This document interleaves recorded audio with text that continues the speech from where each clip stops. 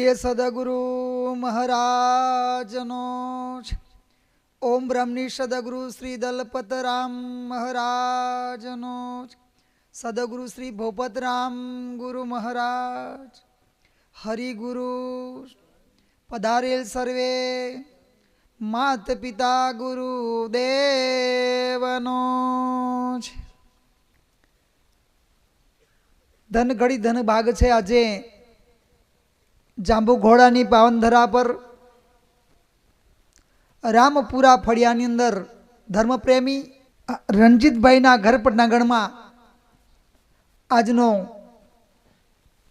कार्यक्रम खरेखर जोवा जईए तो घर वास्तु निमित्ते अने साथे साथे एक सामाजिक लेवलनो पण कार्यक्रम हतो दिवस दरमियान। तो आवा कार्यनी अंदर महापुरुष ने पण तेड़ाव्या, साथे साथे तमने अमने बधाने तेड़ावीने एक भजन सत्संगનું आयोजन કર્યું। એ બદલ એમના ઘર પરિવાર તેમના ભાઈબંધુ મિત્ર મંડળો ને ખરેખર અભિનંદન છે। જોવા જઈએ તો એમના જમાઈરાજ શ્રી વિક્રમરામ પણ બેંગ્લોરથી આવીને આ કાર્યક્રમની શોભા આપી અને साथे साथे उमरवाणथी प्रेमुराम महाराज, शेंगापुराथी रेजीराम महाराज तेमज नामी नामी तमाम संतो पधार्या छे। सर्वे संतों ने हृदयथी विवेक करूँ छूं। जय सद्गुरु महाराज। जय संतो, आ भारत देश ए महापुरुषनी पावन भूमि छे अने पावन भूमि पर आवा देश में आ मनुष्य अवतार मळवो ए दोयली वात छे। अने कदाच जो मनुष्य अवतार मळी जाए तो संतो मळवा दुर्लभ है अने कदाच संतो मळी जाए तो एमनु कह्यु करवू अघरू है अने कदाच एमनु कहेलू आपणे करीए पण एमनामां विश्वास राखवो ए अघरी वात छे। एटले बड़े भाग से मनुष्य तन पामा शुद्ध जल गगन पवन सवीरा आ पांच तत्वों बनेलू शरीर ए आ बंगलो छे अने आ ने रहेवा माटे आपणे एक भौतिक आनंद लूटवा माटे घर मकाननी व्यवस्था करीए छीए। ए घर ने बनावनार घरथी नोखो होय एम आ काया ने बनावनार पण आ कायाथी पण न्यारो रहे। એટલે સંતો કહ્યું છે કે ધમ ચેતનતાથી દેહા બંધાણી અઘાટી રહ્યો તારી પાસ કર્મથી ન્યારો એની કરી લો ને તપાસ। જો એ કદાચ અહીંયા બધી જગ્યા વ્યાપક હોય તો આપણે બોલીએ છીએ વ્યવહારમાં એને સંબોધન કરીએ છીએ વ્યવહારના રૂપમાં કે મારી આંખ, મારી હાથ, મારા પગ, મારા કાન, મારું પેટ, આ બધા અંગોને મારું મારું કહીએ છીએ। હું હાથ, હું પગ એવું કહીએ છીએ નથી કહેતા, કારણ કે ન્યારો છે। એટલે આ સંસારિક વ્યવહારમાં પણ આપણે નોખું તરી આવે છે ત્યારે આધ્યાત્મિક જગતની તો વાત ન્યારેલી છે। જ્ઞાન की गति ज्ञानी ही जाने આ મુદ્દો કહેવાયું છે ક્યાં से आया बंदा कहाँ जाना खोज कर ले उन घर की सदगुरु मिले तो शान बतावे खोल देवे अंतर खिड़की। આપણે ક્યાંથી આવ્યા, અહીંયા શા માટે આવ્યા અને અહીંયા આ દેહ છૂટ્યા પછી આપણે કઈ જન સમાવા, આ મુદ્દો અઘરો છે પણ સહજમાં પ્રાપ્ત થાય છે। આ મુદ્દા પ્રાપ્ત કરવા માટે મહાપુરુષે ત્રણ મુદ્દાની વાત કરી છે। ત્રણ યોગથી આ કાર્ય કરી શકીએ છીએ, પાર પાડી શકીએ। કયા કયા ત્રણ મુદ્દા? તો એક ભક્તિ યોગ, કર્મયોગ અને જ્ઞાન યોગ। भक्ति योग थी पण परमात्मा ने ज्यांथी छूटा पड्या त्यामां लीन थई सके छे, कर्मयोग थी पण थई सके छे अने ज्ञान मार्ग थी पण थई सके छे। पण कड़ीकाळ कड़ीयुगमां आ बे योग जे भक्ति योग अने कर्मयोग कदाच फरी पाछा रेटमां पाछा पण लावी दे। एटले जे ज्ञान मार्ग छे ए ज्ञान मार्ग थी आत्मा ए आनंदनु स्वरूप है पण ए क्यारे एनो अनुभव थाय तो कि ज्ञान मार्ग द्वारा। આપણે તમામ મકાનો બનાવીએ ખેતી કરીએ, કોઈ પણ પ્રકારનો ધંધો કરીએ તો એનું જ્ઞાન ના હોય, કર્મ કરવાના છે આપણે પણ જ્ઞાન ન હોય તો એ મુદ્દો આપણને એનો અનુભવ નહીં, એનો લાભ પણ નહીં લઈ શકીએ. કાં તો હાનિ થાય કાં તો લાભ થાય, એ નક્કી હોતું નથી. એના માટે સમજણ જરૂર છે. એટલે મહાપુરુષો કહ્યું કે કર્મે કૂટાઈ જશો રે સમજણ વિના, મોવા પછી ભૂત થાશો રે સમજણ વિના. એટલે આ સમજણની બલિહારી છે. મહાપુરુષોના ચરણે મેં શાના માટે જવું પડે તો કે સમજણ કેળવા માટે. આપણે જીવીએ છીએ, આપણે એકલા જ નહીં. આ માલિકની જે રચના છે, રચનામાં 4 ખાણી કહેવામાં આવી છે. એ 4 ખાણીની અંદર જીવ મોજ જ કરે છે અને દુઃખે વેઠે છે. આમાં સુખ વેઠ કરવું હોય એ પોતાની હાથ છે, વાત છે, અને દુઃખ વેઠવું એ પોતાના હાથની વાત છે. કારણ કે પોતાનો હાથ એટલે પોતે જેવા કર્મ કરે એવા એ પામી શકે છે. એટલે આમાં કરણી કરે કાગી ચલે હંસ કી ચાલ, આપણે કરવા રહીએ તો એનો અનુભવ થાય. જેવા રહીએ એવા કામ કરીએ. રેણી અને કરણી બે એક રાખીએ. કારણ કે રેણીકાર ઘર દૂર અને કરણી તો કાળા કરે, રેણીકા ઘર દૂર. આ વસ્તુ આપણે છેટી રાખીએ તો આ મુદ્દો હાથ લાગે એમ નથી. એટલે મહાપુરુષો આ 3 મુદ્દાની વાત કરી છે: ભક્તિ યોગ, કર્મયોગ અને જ્ઞાન યોગ. આપણે કયા યોગમાં જવું એ આપણા હાથની વાત છે. જ્ઞાન યોગ લેવું હોય તો મહાપુરુષના સાનિધ્યમાં જઈને એ વિવેક ભાવે આપણે એનું શિક્ષણ આચરણ કરવું પડે. એ શિક્ષણને ગ્રહણ કર્યા પછી આપણે એને સાબિતીને પુરાવા કરવા માટે આપણે મનોમંથન કરવું પડે. આ સંસારમાં કહેવાયું છે કે જ્યારે દેવોએ સમુદ્ર મંથન કર્યું, સમુદ્ર મંથન કરવાની કેમ જરૂર પડી તો કે રત્નો કાઢવાના હતા એમને. એ રત્નો કાઢ્યા ત્યારે સમુદ્ર મંથનમાંથી 14 રત્નો નીકળ્યા, એમાં ઝેર પણ નીકળ્યું હતું. એટલે ઝેર શંકર ભગવાને એ પીધું, એ ગળામાં રહી ગયું તો એને લીલકંઠ કહેવામાં આવે. ઝેર નીચે ઉતર્યું હોત તો આ વસ્તુ નીલકંઠ કેમ કહેવામાં આવે? તો હંમેશા આપણે પણ ઝેર કોઈ ને કોઈ જગતના રૂપમાં કોઈ પણ મેણા ટોળા સાથે આપણને આપવામાં આવે તો આપણી સહજ વૃત્તિ કેવી હોવી જોઈએ? આ મુદ્દો આપણને સમજ લેવા માટે, આ જીવનમાં આપણે જીવો કઈ રીતે જીવે એ માટે મહાપુરુષો સમજાવતા હોય કે આ જીવ ભલે માલિકના ધામમાંથી આવ્યો હોય પણ અહીં આવીને મોજ મજામાં અટવાઈ ગયો, એ અટવાયેલો જીવ ફરી પાછો પોતાના ધામમાં જાય એ માટે મહાપુરુષોની અગાધ મહેનત છે. જીવન જીવી જાણ્યું નહીં તો જિંદગી સા કામની, સાચા સુખને માણ્યું નહીં તો જિંદગી સા કામની. મોટર ગાડી ટ્રેનમાં ફરે, ધરતી ઉપર પગ ના મૂકે, છેલ્લે દાડે ભોંય પથારી, આ ઠાઠ ઠીપસા કામની. એટલે જો આ બધું જ આપણે મોટર ગાડી અને મુસાફરીમાં ટ્રેનમાં ફરીએ, એરોપ્લેનમાં ફરીએ, પણ હું કોણ છું એ આપણે નથી જાણતા હોય તો આ રચનાર કેવો છે, અખિલ બ્રાહ્મણનો ધણી કોણ છે એની આપણને ખ્યાલ આવે. એ આપણને પકડમાં આવી શકે એવો નથી. એ અગમ અગોચર છે. એ અલૌકિક જગતની વાત છે.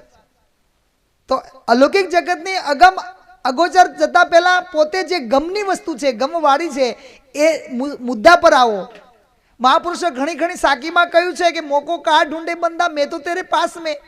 આપણે કર્મકાંડમાં અને પર્યટનમાં, યાત્રામાં ફરવા રહીએ એના માટે મહાપુરુષો કહ્યું છે કે મોકો કા ઢૂંઢે બંદા મેં તો તેરે પાસ મેં. ન જપ में न तप में न व्रत उपवास में न काशी कैलाश में न मंदिर मस्जिद में खोजी हूँ तुरंत मिल जाऊँ एक पल ही तलाश में. આપણે કઈ તલાશ મારીએ છીએ આપણા હાથની વાત છે. મહાપુરુષોએ આ બાબતે ઘણી ગહરી બાતો દ્રષ્ટાંત આપીને સમજાવ્યા છે, સિદ્ધાંત આપીને સમજાવ્યા છે, વાણી વિલાસથી પણ સમજાવે છે. પણ આ સંસારમાં આવેલો જીવ પામર થઈને, એમ તો કહેવાયું છે કે મરના સબ કોઈ કહે મરી ન શકે કોઈ, એક બાર જીવતા મરો તો ફિર જન્મ મરણ નહીં હોય. એક વાર તો આપણે છોડવાનું છે શરીર, પણ મહાપુરુષની યુક્તિ એવી છે કે જે જીવતા ઘર બતાવી દે. આ જીવતા ઘર જોવા માટે મહાપુરુષોએ એની યુક્તિ દ્વારા તન મન ને ધન અર્પણ કર્યા પછી જે બાકી રહે એ શેષ વધે એ તું જ છે. એટલે પોતે કોણ છે એની સાબિતી થઈ જાય છે. પણ વિષય વાસનાઓમાં ગરકાયેલો જીવ જેમ જેમ છૂટવાની મથામણ કરે તેમ તેમ વધારે બંધાતો જાય, આપમેળે છૂટે નહીં છોડાવે સદગુરુ. આ માટે મહાપુરુષના ચરણે જવું છે. અને મહાપુરુષના ચરણે જવાથી કયું જ્ઞાન મળે? તો કે ઈશ્વરી મુદ્દો મળે. અને આ જીવન જીવા માટે તો કે અક્ષરી જ્ઞાન, એ અક્ષરી જ્ઞાન પાઠશાળામાં મળે. એટલે એ આપણી ગરજ કહેવાય.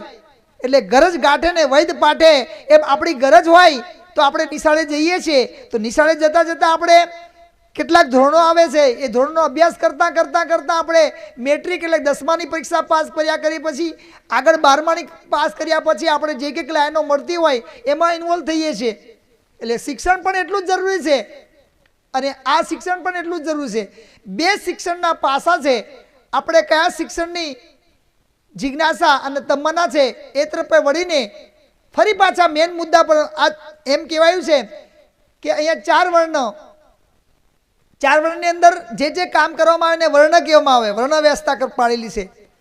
અને આમાં પણ જીવન આવરદામાં પણ 4 આશ્રમો કહેવામાં આવે છે.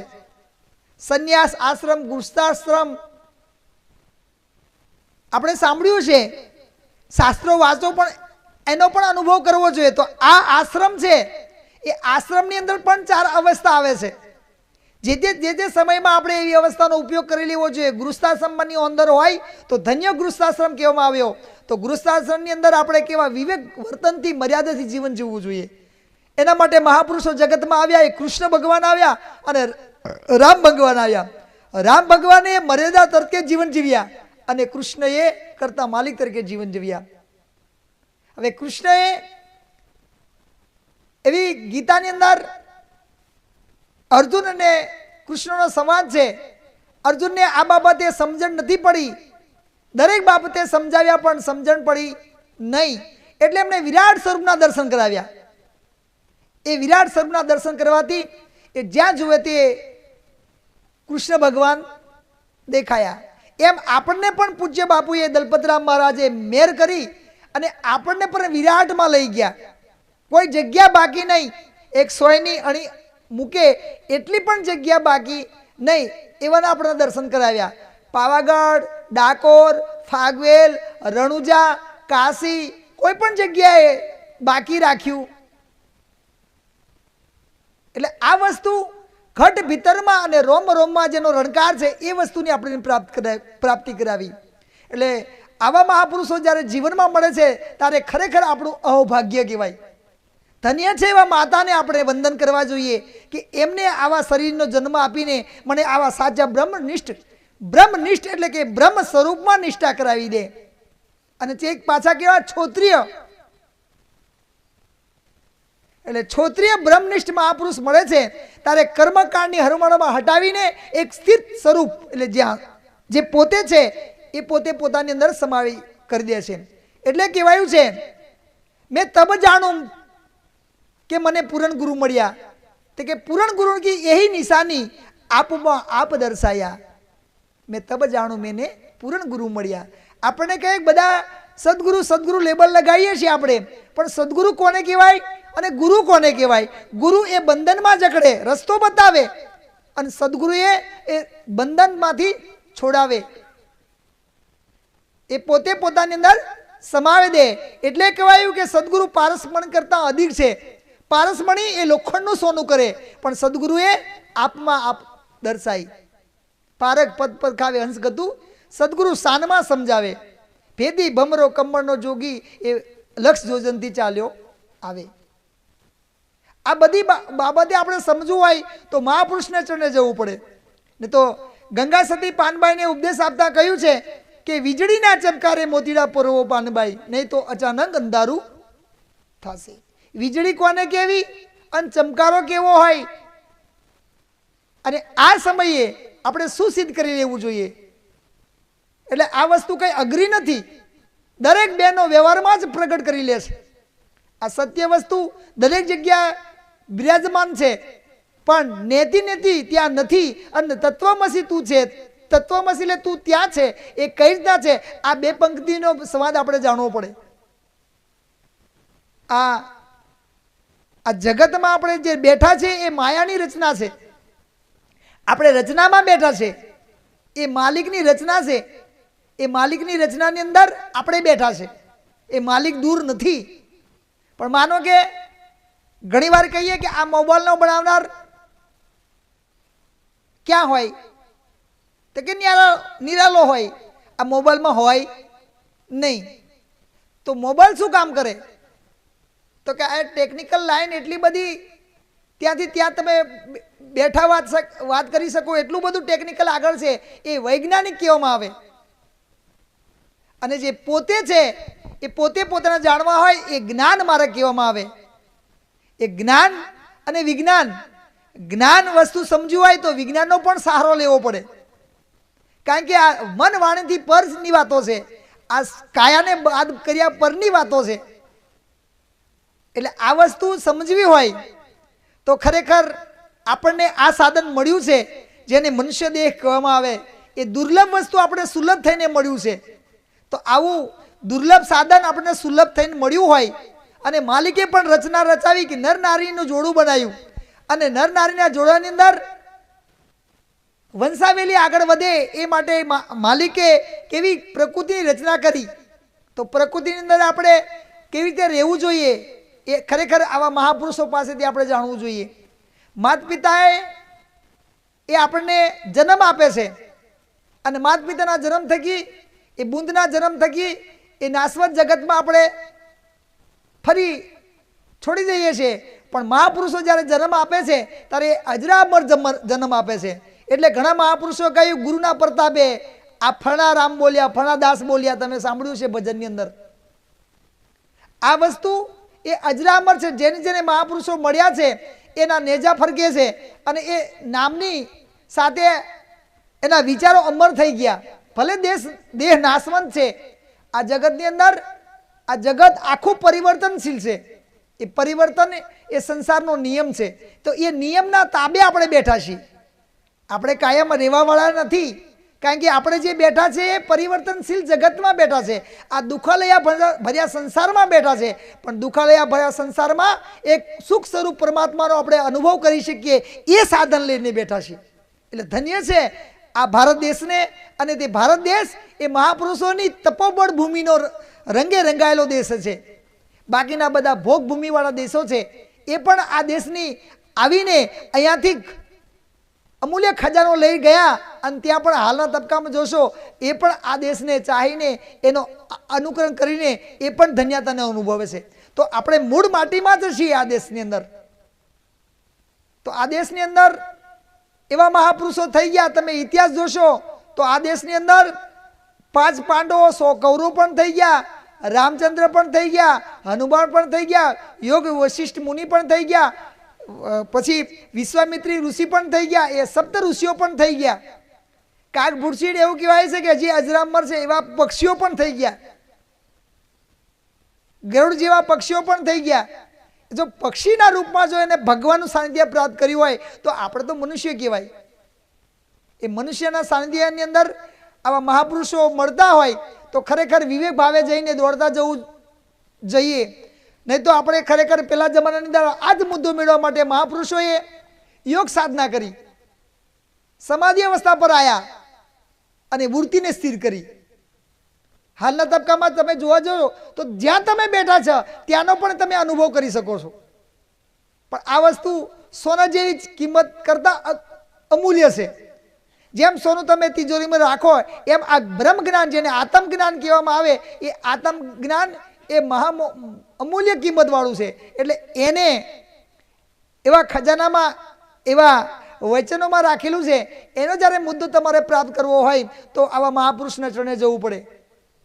આખી દુનિયામાં તમે મહાપુરુષો છે જ નથી એવું નહીં, પણ કોઈ પણ મહાપુરુષો તરે ને તારલાની કળા જાણનાર હોય એ મારા પુરુષના ચરણમાં જઈને વિવેક ભાવે આજ્ઞા મુદ્દો મેળવવો પડે. જેમ આપણે કંઈક ને કંઈક કરવું હોય, ગમે તે હળલાકડું જોડવું હોય તો એનું પણ જ્ઞાન હોવું જોઈએ. કોઈ પણ પ્રકારનું આપણી પાસે જ્ઞાન ન હોય તો આ કશું મેળ પડે. આ જ્ઞાન ક્યાંથી આવે છે? સત્સંગથી. સત્સંગ ક્યાં મળે છે? તો કે મહાપુરુષના સાનિધ્યમાં. મહાપુરુષનું સાનિધ્ય ક્યારે પ્રાપ્ત થાય? તો વિવેક ભાવે થાય. વિવેક વગર જ્ઞાન નહીં હોય, જ્ઞાન વિના સુલભ નહીં હોય. આ વસ્તુ જ્ઞાન વગર કોઈ સુલભ નથી. તમે જે અહીંયા આવ્યા છો એ પણ તમારી એક જિજ્ઞાસા અને એક સંસારના વ્યવહારો લઈને આવ્યા છો. બાકી આમ જ કોઈ નાઇટ ના બગાડે. આ ધરતી પર મહાપુરુષો પણ ફરે છે કે કહેવાયું છે કે નંદિયા સિંચે ના નીર, તરવળ ફળ ન ભંકે, પરમાર્થ કે કારણે સંત ઘસે શરીર. આ સંતની ઉપમા મહાપુરુષે આપી. એ સંત કઈ જેવો જેવો શબ્દ નથી. અને સંતનું પદ લઈને આપણે આ કાર્યમાં નિભાવવાનું એ અઘરી વાત છે. સંત કોને કહેવાય? તો કે સંત સરોવર ને તરોવર, ચોથા વર્ષે મેઘ, પરમારથ કે કારણે ચારો દરિયા દેહ. આ પારકા માટે દેહ ધરે કોણ કોણ? સંત, સરોવર, તરોવર અને મેઘ. આ પારકા માટે દેહ ધરે તો જ આ જીવન ટકે છે. તો એટલે જ કહેવાયું કે આગ લગી આકાશમાં જળજળે પડે અંગાર, સંત ને હોતે એ દુનિયામાં તો જલ મરતે સંસાર. આ સંસાર અમર નથી ટકતો. તો આ સંસારની અંદર સંત શું કાર્ય શું છે? તો કે સંતનું કાર્ય એ છે કે પોતે સહનશીલતા દાખવે અને બીજાને શાંતિ પમાડે.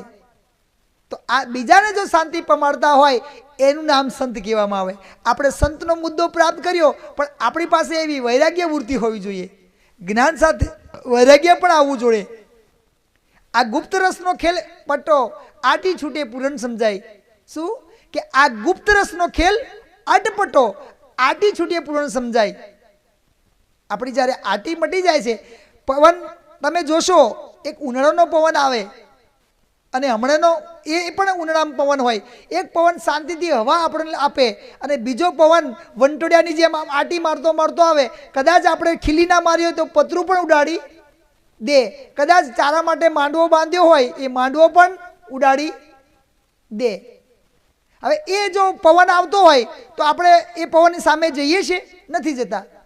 તો કે કાં તો મોડું ફેરવી લઈએ, કાં તો આપણને સારું ના લાગે.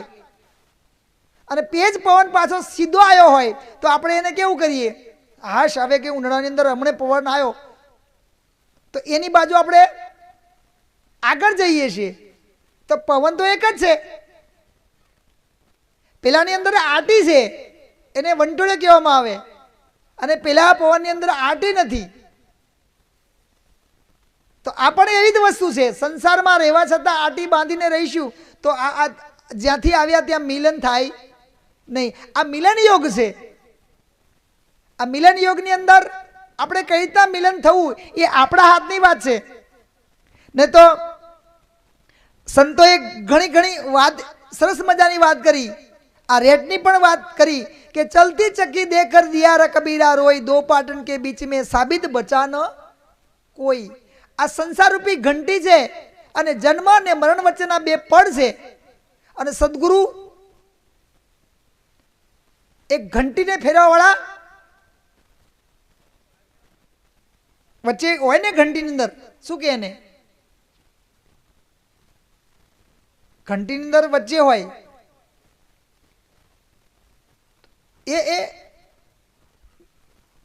તો એ ખીલની એટલે એ મોભની અંદર જો કદાચ આપણે ચરણમાં રહીએ તો ભલે ને આખું બે પડવાળું ફરતું હોય, જન્મ મરણ વાળું, પણ એ બચાવી લે છે. એમ જ આ મહાપુરુષની ઉપમા છે.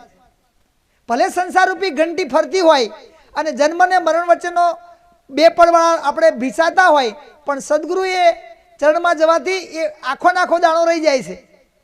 તો એમ પણ જન્મ મરણના ચક્રમાં આવવા દે નહીં. કબીર એટલે રડી ઉઠ્યા હતા કે ચલતી ચક્કી દેખ કર દિયા કબીરા રોય, દો પાટણ કે બીચ મેં સાબિત બચા ન કોઈ.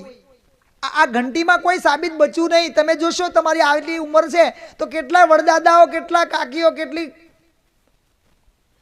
વડીલો, સારી સારી હસ્તીઓ પણ અહીંથી વિદાય લીધી. એમાં આપણે પણ બકાત નથી કે ચલતી ચક્કી. એટલે આ ચક્કીની અંદર આપણે પીસા ન જઈએ એના માટે સજાગ થઈને મહાપુરુષના ચરણે રહેવું જોઈએ. ભલા સજ્જનો, એટલે આવા મહાપુરુષના જ્યારે સાનિધ્ય થતું હોય તો સાનિધ્યની અંદર આપણે કયા ભાવથી ભજન કરવું જોઈએ? ભજન એટલે જ્યાંથી છૂટો પડ્યો ત્યાં ફરી ભેગા થવા માટે ને ભજનની ઉપમા આપી છે. એટલે ભજન કરવું હોય તો કહેવાયું છે કે મનડું રંગાયું વિના ભક્તિ ના ભાવે. આ મન પર છે. આ મનને રંગી દો તો આ સહજ આટી છૂટી જાય એવી છે.